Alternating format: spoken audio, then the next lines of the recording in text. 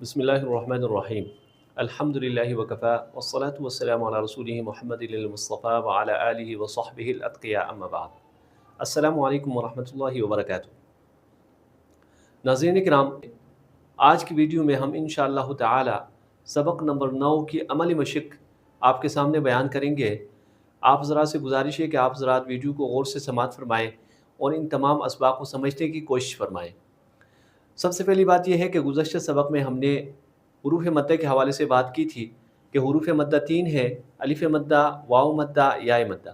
الف مدہ، الف سے پہلے کسی حرف کے اوپر زبر ہو تو اسے الف مدہ کہتے ہیں۔ واو مدہ کہتے ہیں واو ساکن ہو اور اس سے پہلے کسی حرف کے اوپر پیش ہو، اور یا مدہ سے مراد یا ساکن سے پہلے کسی بھی حرف کے نیچے زیر ہو۔ یہ بات تو آپ کے سامنے گزر گئی ہے۔ دوسری بات یہ بیان ہوئی تھی کہ حروف مدہ کو ایک الف کی مقدار میں لمبا کر کے پڑھنا ضروری ہے۔ تیسری بات کل کے سبق میں یہ بیان ہوئی تھی کہ حروف مدہ کو جھٹکا دیے بغیر پڑھنا ضروری ہے، اور تیسری بات یہ ہوئی تھی کہ حروف مدہ کو معروف پڑھنا یعنی واضح اور صاف پڑھنا ضروری ہے۔ گزشتہ سبق میں آپ کے سامنے حروف مدہ کی کچھ مثالیں بیان ہوئی تھی۔ آج کے سبق میں ہم ان 3 باتوں کو عملی طور پر یہاں پر اس کو پریکٹس کریں گے، اس کو سمجھنے کی کوشش کریں گے۔ سب سے پہلی بات یہ ہے کہ ایک الف کی مقدار میں لمبا کر کے پڑھنا۔ جیسے دیکھیے، سین الف زبر سا، سین واو پیش سو، سین یا زیر سی، سا سو سی۔ دوسری اہم بات اس میں یہ بیان ہوئی تھی کہ ان حروف مدہ کو جھٹکا دیے بغیر پڑھنا ضروری ہے۔ جھٹکا دے کر نہیں پڑھنا چاہیے، صاف پڑھنا چاہیے۔ جیسے کہ اگر کوئی بندہ اس کو سین الف زبر سا، اس طرح سین واو پیش سو، سین یا زیر سی اس طرح پڑھے تو یہ جھٹکا ہے۔ اس طرح پڑھنا یہ غلط ہے۔ تو بالکل معروف پڑھنا ہے۔ معروف پڑھنے سے مراد یہ ہے کہ واضح پڑھنا ہے۔ جیسے سین الف زبر سا، یہ معروف ہے۔ سین الف زبر سو، یہ مجہول ہے اور غیر واضح ہے۔ سین واو پہ سو، یہ صحیح ہے، صاف ہے، معروف ہے۔ سین واو پہ سو، یہ غلط ہے۔ سین یا زیر سی، یہ صحیح ہے، اور سین یا زیر سے، یہ غلط ہے۔ تو ان حروف مدہ میں یہ 3 باتوں کا اہتمام ضرور کریں گے اور اچھے طریقے سے معروف ان کو پڑھیں گے۔ یہ تو کل کے سبق کے حوالے سے بات تھی۔ آج کے سبق میں ہم انشاءاللہ تعالی حروف مدہ کو کھڑی حرکات کے بعد بیان کرنے کی وجہ بیان کریں گے۔ حروف مدہ جو ہے اس سبق کو ہم نے سبق نمبر 8 کے بعد بیان کیا۔ سبق نمبر 8 میں کھڑی حرکات کی بحث بیان ہوئی تھی۔ کھڑی حرکات کے بعد حروف مدہ کو بیان کرنے کی وجہ یہ ہے کہ کھڑی حرکات حروف مدہ کے قائم مقام ہیں۔ قائم مقام کا مطلب یہ ہے کہ بسا اوقات قرآن مجید میں ایسے بہت سارے کلمات ہیں جن میں حروف مدہ کی جگہ کھڑی حرکات استعمال ہوئی ہے۔ یہاں پر 3 مثالیں آپ کے سامنے بیان کی جائیں گی۔ سب سے پہلی مثال دیکھیے، یہاں پر یا ایھا الذین۔ اب یہ اصل میں یہاں پر یا ایھا الذین، یہ دیکھیے یہاں پر الف مدہ ہے، یہ اصل میں اس طرح تھا۔ یہاں پر آپ دیکھیں، یہاں پر یا کے اوپر کھڑا زبر ہے۔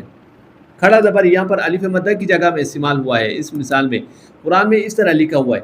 رسم عثمانی میں اور روایت حفص میں جو قرات کے ساتھ جو قرآن مجید کی لکھائی ہے وہ اس طرح ہے۔ یہاں پر کھڑا زبر ہے، الف مدہ نہیں ہے، لیکن حقیقت میں یہاں پر الف مدہ ہے۔ یہ اس طرح لکھنا چاہیے تھا، یا ایھا الذین، یا الف مدہ کے ساتھ اور ایھا الگ سے۔ لیکن یہاں پر قرآن مجید میں یہاں پر یا الف مدہ کی جگہ کھڑا زبر استعمال ہوا ہے۔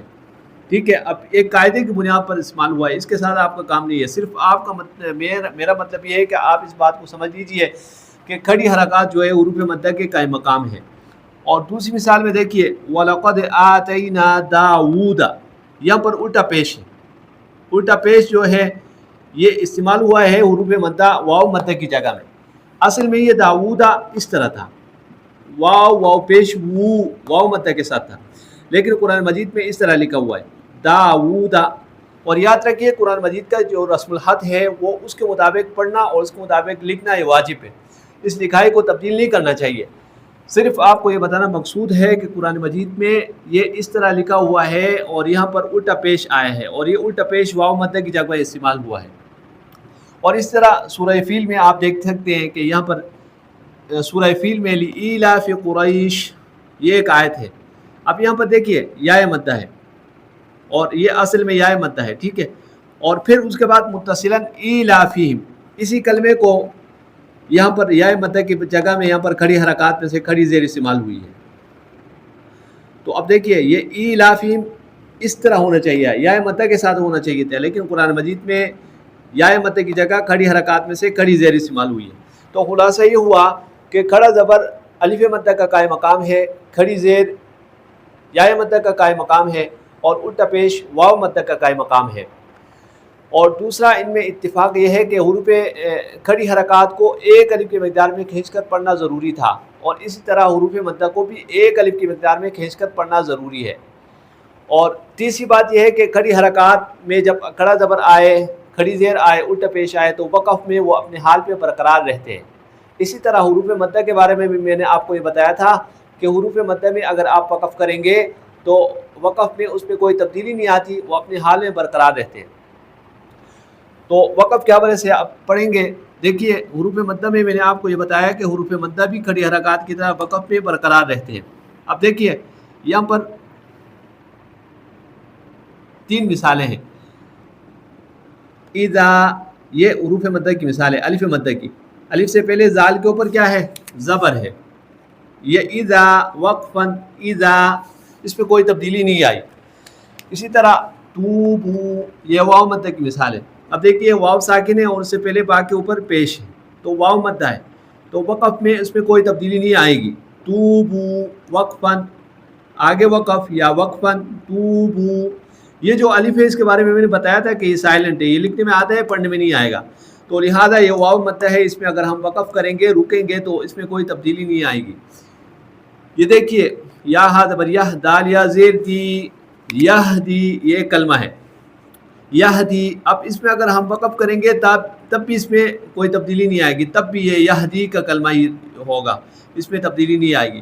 تو یہدی وقفن یہدی. اب خلاصہ یہ ہوا کہ حروف مدہ میں وقف کا طریقہ یہ ہے کہ اگر حروف مدہ میں کلمے کے آخر میں حروف مدہ میں سے کوئی آئے تو اس میں وقف جب کریں گے تو وہ اپنے حال پہ برقرار رہیں گے، اس میں کوئی تبدیلی نہیں آئے گی. وقف میں بھی ان کو آپ ایک الف کی مقدار میں کھینچیں گے. انشاءاللہ تعالی اگلی ویڈیو میں آپ کے سامنے قرآن مجید میں سے کچھ آیتیں یہاں پر لکھی جائیں گی اور اس میں وقف کا طریقہ آپ کو بتا دیا جائے گا. لیکن آج کے سبق میں صرف آپ یہ سمجھے کہ اگر کسی کلمے کے آخر میں حروف مدہ ہو اور اس میں وقف کا طریقہ یہ ہے کہ ان کو برقرار رکھا جائے گا، اس میں کوئی تبدیلی نہیں آئے گی، ایک الف کی مقدار میں آپ وقف کریں گے.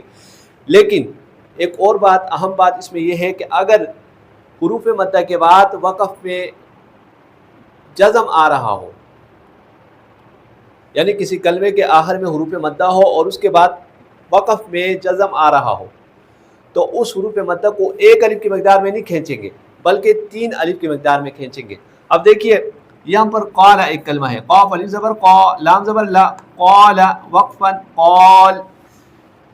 دیکھیے میں نے آپ کو پچھلی ویڈیوز میں بات بتائی تھی کہ اگر کسی کلمے کے آخر میں پڑی حرکات آئے، زبر آئے، زیر آئے، پیش آئے، تو وقف میں پڑی حرکات ساکن ہو جاتے ہیں، جزم سے تبدیل ہو جاتے ہیں. تو اب یہاں پر کلمے کا آخری حرف جو تھا لام ہے، اس کے اوپر پڑی حرکات میں سے زبر ہے، تو جب ہم اس پہ وقف کریں گے تو قال سے قال ہوگا. تو اب الف مدہ کے بعد جزم آ رہا ہے وقف میں، تو اس میں جب ہم وقف کریں گے تو اس کی مقدار 3 الف ہوگی. 3 الف کی مقدار کیا ہے؟ 3 بند انگلیوں کو آہستہ سے کھولنا. جیسے دیکھیے قال قال وقفن قال، یہ 3 الف کی مقدار ہے. اس مقدار میں آپ اس کو وقف کے ساتھ پڑھیں گے. اسی طرح دیکھیے یہ واو مدہ ہے، یہ واو ساکن اور سے پچھلے حرف کے اوپر کیا ہے؟ پیش ہے. تو واو ساکن اور سے پچھلے کسی حرف کے اوپر پیش ہو تو اسے واو مدہ کہتے ہیں. تو حروف مدہ میں سے واو مدہ کے بعد یہاں پر دال کے اوپر زبر ہے. جب دال کے اوپر زبر ہے تو دال میں جب ہم وقف کریں گے، کلمے کے آخر میں جب رکیں گے تو اس میں جزم آ جائے گا، کیونکہ پڑی حرکات کا قاعدہ یہی ہے. تو جب ہم سمود میں رکیں گے تو یہاں پر کیا ہوگا؟ دال کے اوپر جزم آئے گا، سمود. جب دال کے اوپر جزم آئے گا تو حروف مدہ کے بعد وقف میں جزم آ رہا ہے، تو اس میں بھی وقف میں 3 الف کی مقدار کریں گے، ایک الف کی مقدار نہیں کریں گے. یہاں پر دیکھیے یہاں پر جب ہم وقف کر رہے تھے تو ایک الف کی مقدار کر رہے تھے، کیونکہ یہاں پر کلمے کے آخری حرف حروف مدہ ہے، اس کے بعد کچھ نہیں ہے، ساکن نہیں ہے، جزم نہیں ہے، کچھ بھی نہیں ہے. تو جب حروف مدہ میں آپ وقف کریں گے تو ایک الف کی مقدار سے وقف کریں گے. لیکن اگر حروف مدہ کے بعد کلمے کے آخری حرف پر جزم آئے وقف میں تو اس حروف مدہ کو 3 الف کی مقدار میں کھینچیں گے. تو لہٰذا ہم سمودہ کو کیسے پڑھیں گے؟ سمود. اسی طرح دیکھیے یہ کلمہ ہے حمزہ زبر آ کاف یا زیر کی دال پیش تو اکیدو 1 الف کی مقدار میں کھینچیں گے. تو اگر ہم وقف کریں گے تو اس میں 3 الف کی مقدار میں وقف ہو جائے گی، کیونکہ یہاں پر دیکھیے یا مدہ ہے اور یا مدہ کے بعد وقف میں جزم آ رہا ہے، کیونکہ دال کے اوپر پیش ہے تو وقف میں پڑی حرکات میں پیش آ رہا ہے، تو وقف میں ہم اس کو ساکن کریں گے. ساکن کرنے کا مطلب یہ ہے کہ اس حرف کو اس دال کو جزم دیں گے. اگر کسی کو وقف کا طریقہ پتہ نہیں ہے تو پچھلی ویڈیوز پہ اس پر تفصیل سے بات کی گئی ہے، تو اس میں دوبارہ سے آپ نوٹ فرمائیں، اس ویڈیو کو آپ سماعت فرمائیں جس میں وقف کی باتیں کی گئی ہیں. تو اب یہاں پر ہم رکیں گے وقف کریں گے تو اس میں 3 الف کی مقدار ہوگی. جیسے دیکھیے عقید وقفاً عقید. تو خلاصہ یہ ہوا کہ حروف مدہ میں اگر ہم وقف کریں گے اس میں کوئی تبدیلی نہیں کریں گے، اپنے حال پہ برقرار رکھیں گے. لیکن جب حروف مدہ کے بعد جزم آ رہا ہو وقف کی صورت میں تو اس حروف مدہ کو 3 الف کی مقدار میں کھینچ کر لمبا کر کے پڑھنا ضروری ہے. انشاءاللہ تعالی اگلی ویڈیو میں حروف مدہ سے متعلق جتنی باتیں ہوئی ہے ان کو قرآن مجید کی آیتوں میں ان کی مشق کر کے آپ کو بتائیں گے کہ یہاں پر کس طرح وقف کرنا ہے، یہاں پر کس طرح کھینچنا ہے. اللہ جل شانہ ہم سب کو قرآن مجید کو صحیح طریقے سے پڑھنے اور اس پر عمل کرنے کی توفیق عطا فرمائے. آمین. السلام علیکم ورحمۃ اللہ وبرکاتہ.